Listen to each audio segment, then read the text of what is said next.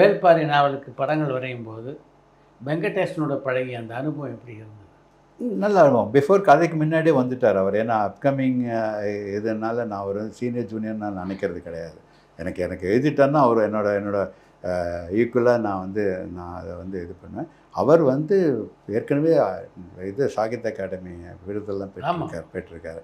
So அவர் சொல்லும்போது நான் அவர்கிட்ட எப்படி இருக்கும், இந்த மாதிரி இருக்குமா, இந்த மாதிரி சுச்சுவேஷனா அப்படின்றதெல்லாம் நான் ஒரு அவுட்லைன் கேட்டுப்பேன். வேள்பாரியோட அந்த இது அதெல்லாம் இங்கே நடந்தது தான், இந்த ரூமில் தான் நடந்தது.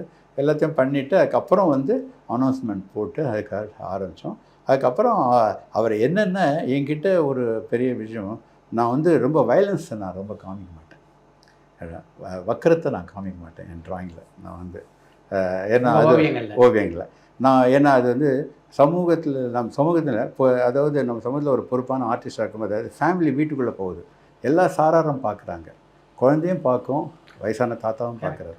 ஸோ அப்படி பார்க்கும்போது அவங்களுக்கு அந்த ஒரு உணர்வுகளில் அந்த ரொம்ப தெரியாத மாதிரி அதுக்கான சாஃப்டாக போடுறதும் கிடையாது.